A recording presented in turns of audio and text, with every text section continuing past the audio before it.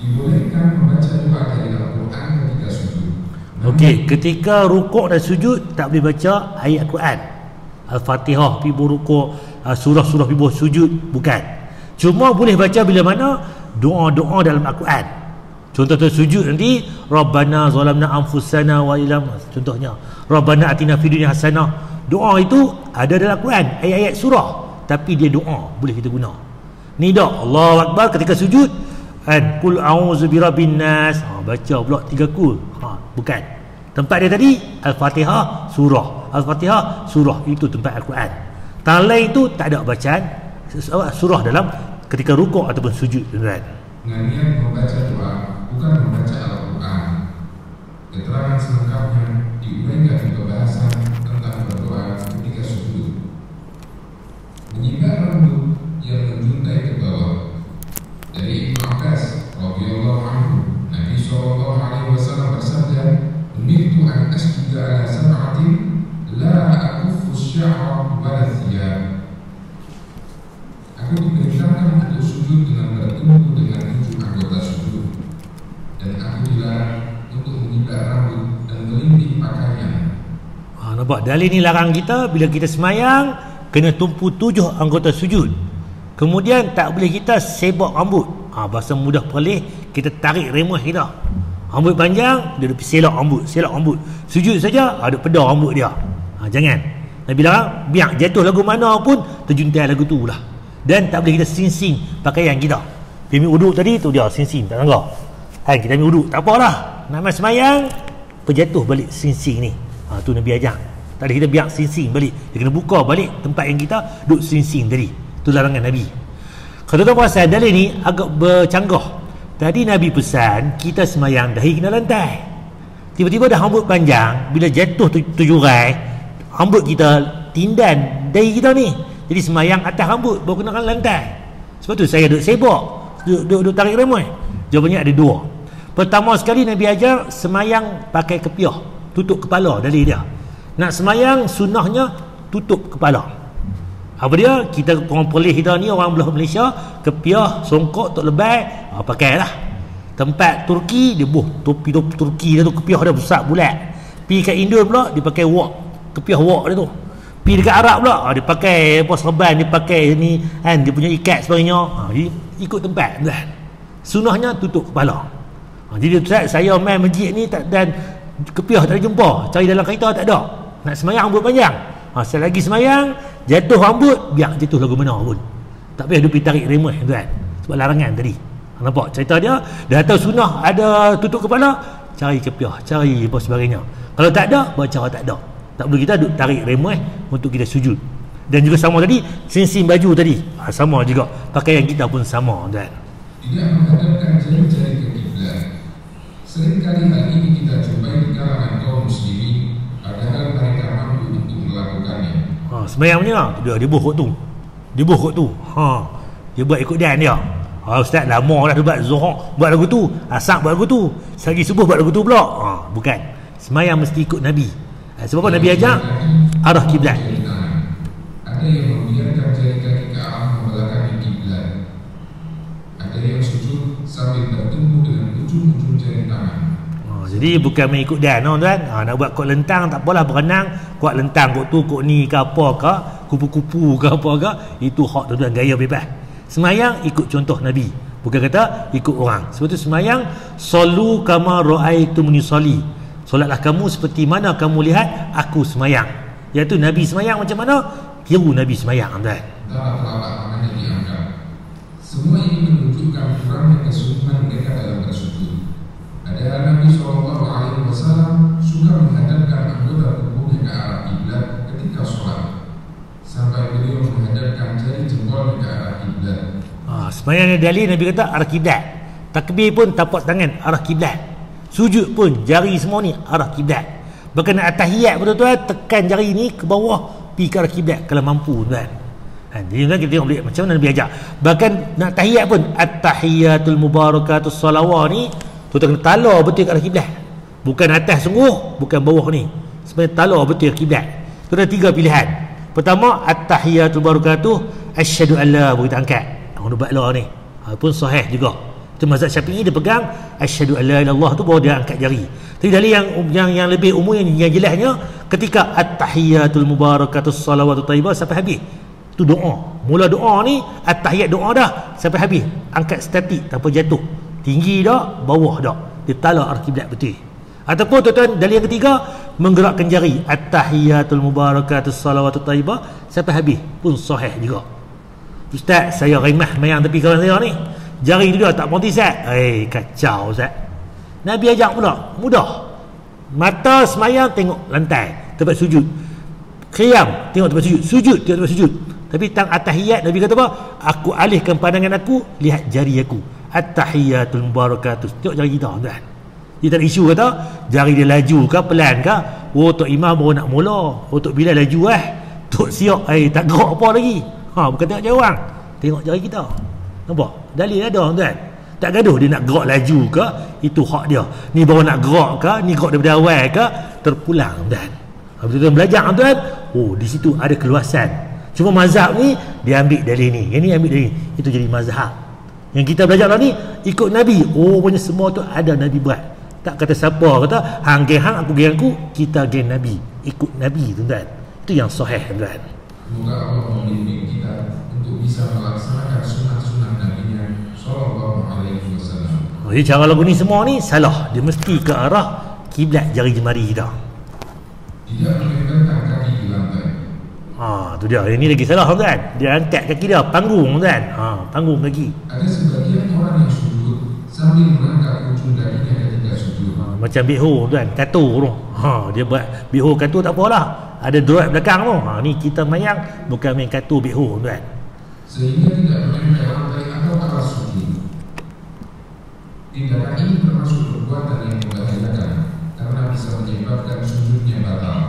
Karena dia belum melengkapi 7 anggota sujud yang diperintahkan Allah melalui Nabi-Nya Sallallahu Alaihi Wasallam. Kalau kita angkat kaki lagu ni menyebabkan boleh batal sembahyang. Sebab apa? 7 anggota sujud tak kena. Pertama, dahi hidung. Kedua tadi, 2, 3 tapak tangan. 4, 5, apa tu? 4, 5 tuan. Yang mana 2 lutut, 6, 7 dia punya kaki ni. Jadi kaki ni 2 ni mesti kena lantai. Merapatkan kedua tangan dan meletakkannya di bawah dada. Kebiasaan ini kerap kita jumpai di kalangan wanita ketika sujud. Tuan, waktu perasan laki semayang tak apalah. Orang perempuan semayang, dia akan semayang tangan dia rapat kepit, kaki dia kepit belakang. Macam mana tuan? Apa dalilnya? Bahkan buku pun banyak keluar aku ni. Bila tengok dari segi hadis, contoh yang betul, tak ada satu riwayat penjumpa kata semayang laki perempuan berbeza. Buktinya apa? Sallu kama ra'aitumuni sholli. Solatlah kamu seperti mana aku semayang. Aku ni siapa? Nabi. Nabi semayang macam mana? Itulah kita semayang. Kalau betul ada dalil yang khas khusus, orang perempuan jangan tengok aku, tengok Aisyah, Fatimah, Zainab, mesti ada. Takkan daripada dulu semayang ni sampai keluar tak ada riwayat yang sahih, tak jumpa. Jadi cuba tuan-tuan, yang jadi beza ni apa dia? Ini pandangan-pandangan ulama.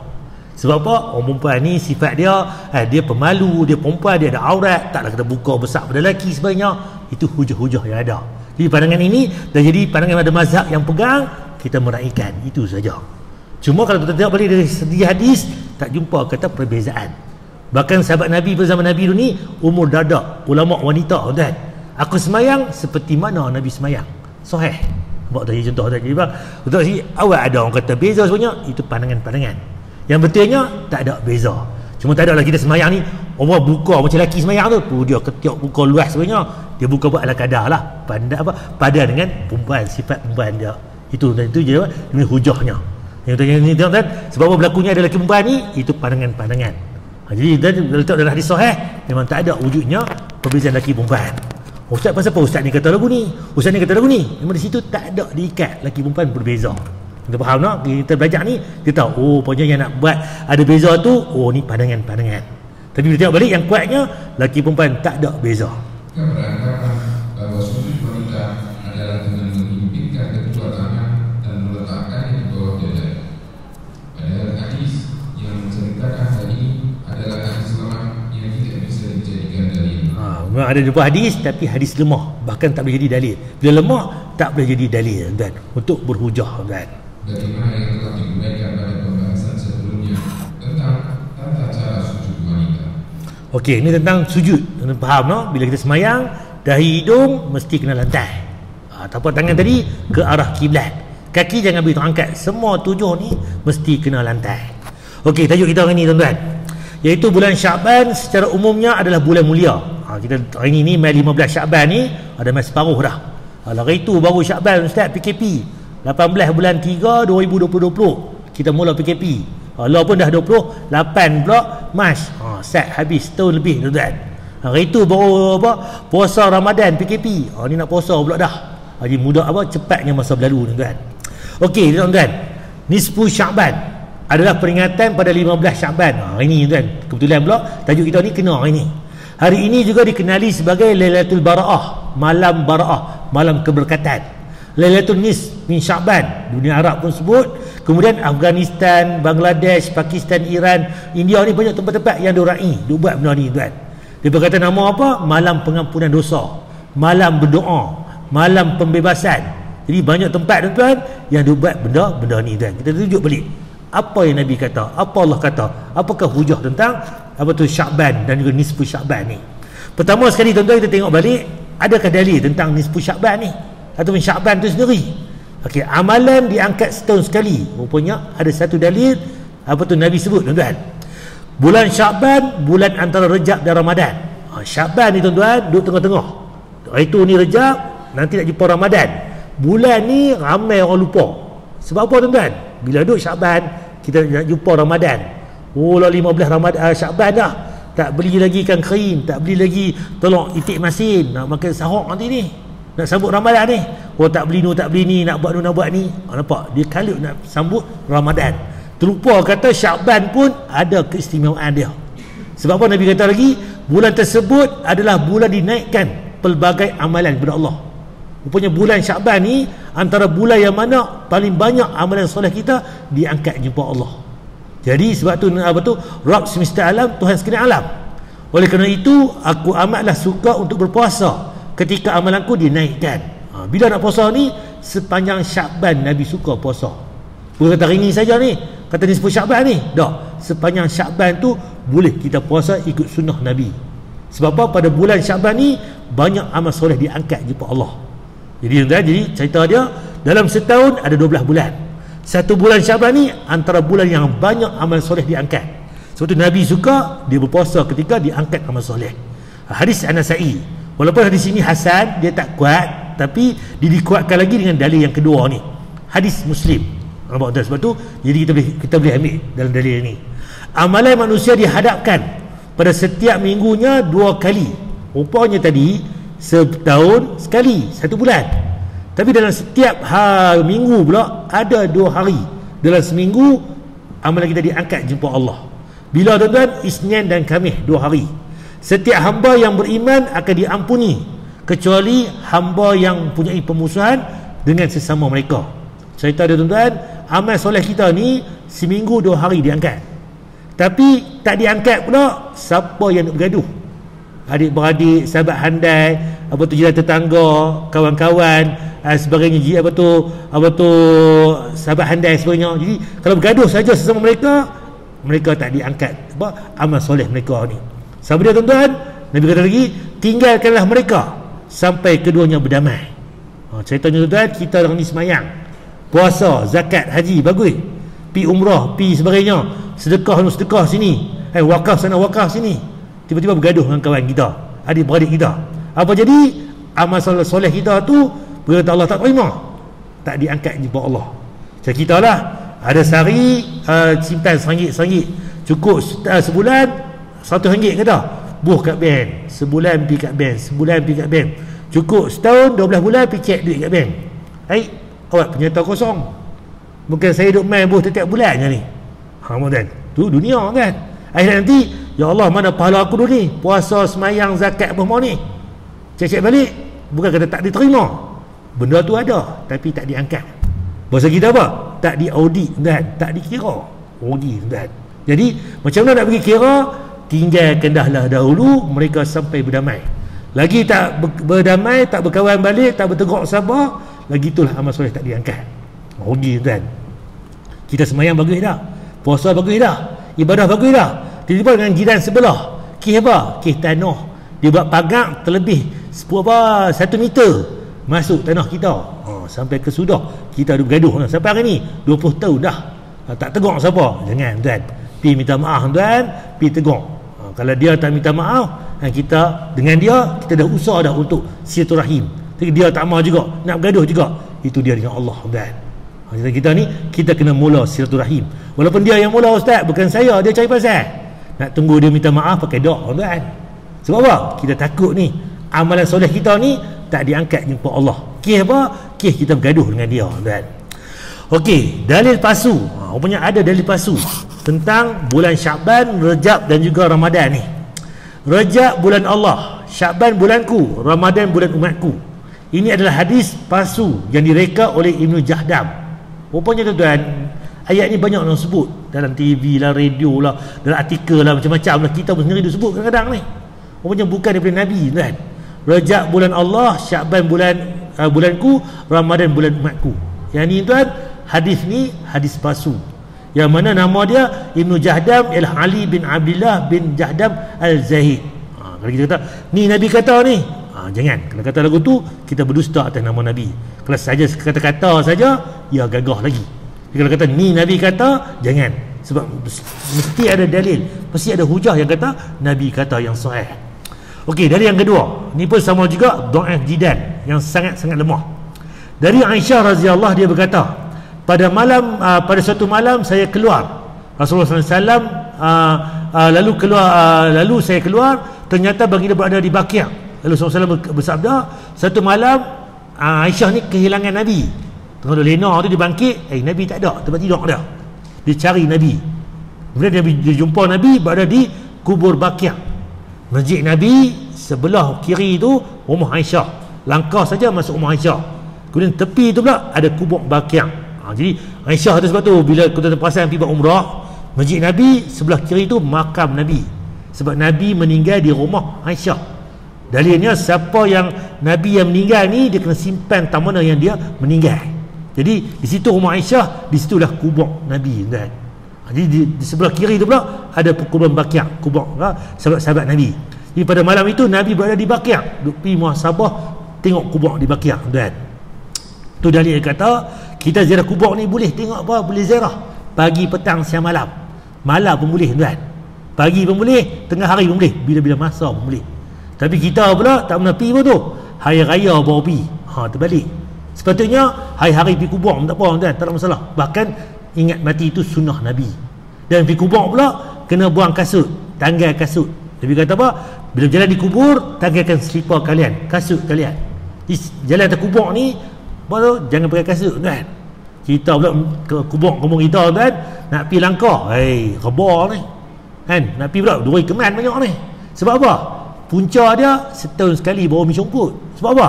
Hari raya je. Kalau betul sunnah Nabi, hari-hari kan, seminggu sekali bersih, sebulan sekali bersih. Sebab kubur lah rumah kita kan.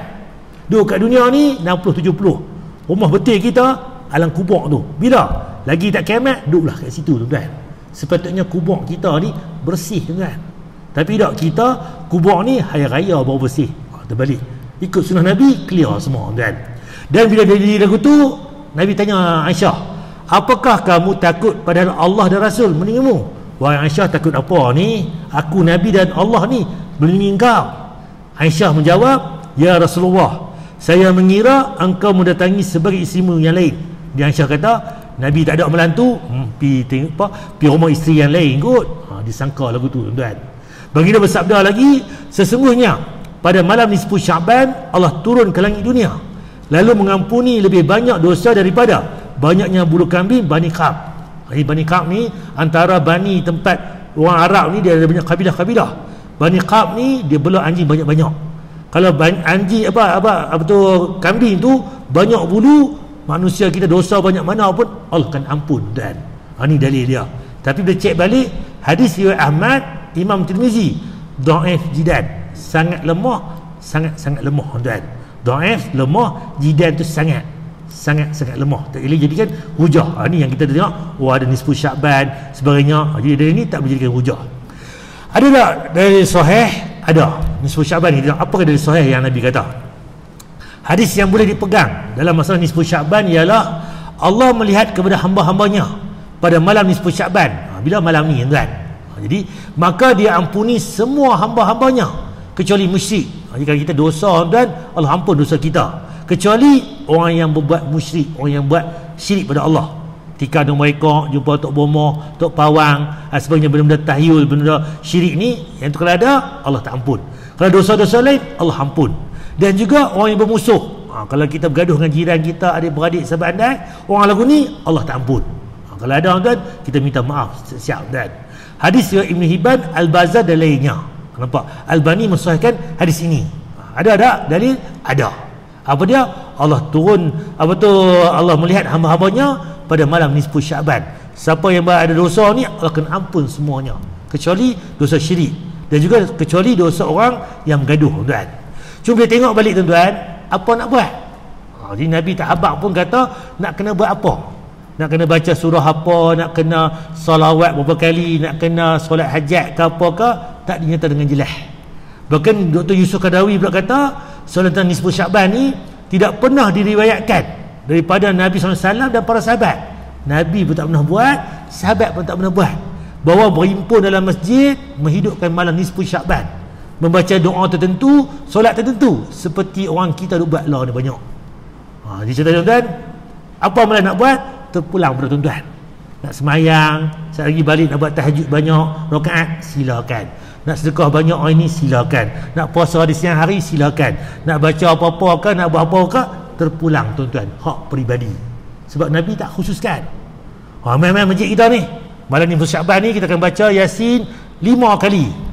Yang kata 5 kali tu siapa kata? Yang pilih surah Yasin ke pasal apa? Surah ada 114 buah surah. Pasal beribu surah Yasin. Kita tanya. Sebab Nabi tak habaq pun. Ish, tak puas malam ni, tak ada pergi join game masjid aku. Siapa kata tak puas tu? Pasal apa nak kata kena pergi masjid baru puas?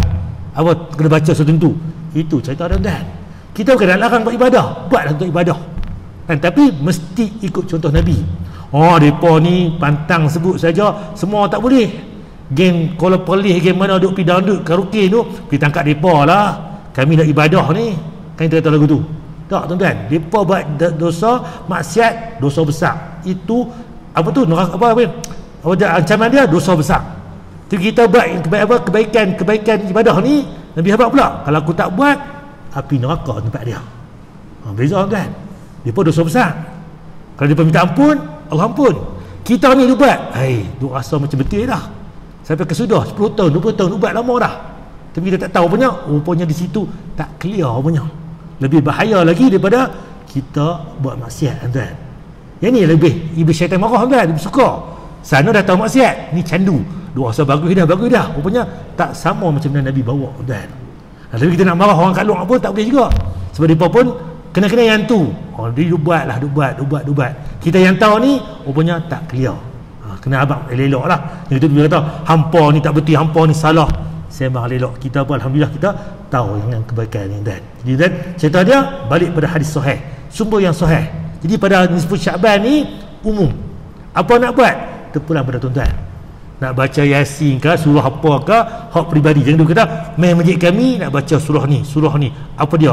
Saat lagi lepas Aisyah nak buat tahajud pula, nak buat witir pula, nak buat ni pula, nak susun pula. Jangan. Jadi terpulang pada hak tuan-tuan sendiri. Apa yang tuan nak buat, silakan. Tak dinyatakan dengan khusus benda itu. Kita tak mau mengkhususkan benda yang tak ada tuan. Okey, puasa Sya'ban. Apa dalil dia? Dari Usamah bin Zaid, beliau berkata, katakanlah wahai Rasulullah, aku tidak pernah melihatmu berpuasa selama sebulan. Dari bulan-bulannya sehingga bulan Sya'ban. Nabi ni bila bulan Sya'ban, Nabi puasa banyak tuan. Apa dalilnya? Bulan Sya'ban adalah bulan di mana manusia ghalib, lalai di antara Rejab dan juga Ramadan. Bulan tersebut adalah bulan dinaikkan pelbagai amalan kepada Allah, Rabb semesta alam. Oleh kerana itu, aku amatlah suka untuk berpuasa ketika amalanku dinaikkan. Ustaz hari ni 15 Sya'ban ni ghalat tak puasa ni. Tak perlu nak kata ghalat, tak ghalat tuan. Puasa Sya'ban ni sepanjang 1, 2, 3 sampailah 30 Sya'ban ada ni. Jadi tak kata hari ni saja nak kena puasa. Kita pula terbalik. Ni 10 Sya'ban, hari ni lah pula puasa. Ada tuan. Kita kena putih balik. Cuma kelebihan dia, perbanyakkan amal soleh. Jadi start malam ni, dari tadi ni, Allah ampunkan dosa-dosa hamba-hambanya, kecuali dosa orang syirik pada Allah, dan juga orang yang bergaduh. Jadi perbanyakkan amal soleh kita. Kita dah buat semayang wajib saja, lepas ni sambung beli sunat, qabliyah, ba'diyah. Dia buat witir tuan, mungkin 1 rakaat buat 3, 5 agak. Mungkin malam ni dia buat tahajud 2, 4 rakaat, 6 rakaat, kita buat banyak sikit, baca panjang sikit. Itu contoh-contoh. Bacaan muka Al-Quran kita dia baca 1 muka, 2 muka, baca 5, 6 muka, contoh. Itu ialah yang Nabi ajar kita tuan. Okey, dari yang kedua, dari Aisyah radhiyallahu anha, beliau mengatakan Rasulullah SAW biasa berpuasa sampai kami katakan beliau tak pernah berbuka. Nabi ni puasa banyak, kemarin puasa, hari ni puasa, minggu lepas puasa, seolah-olah macam tak pernah buka puasa pula.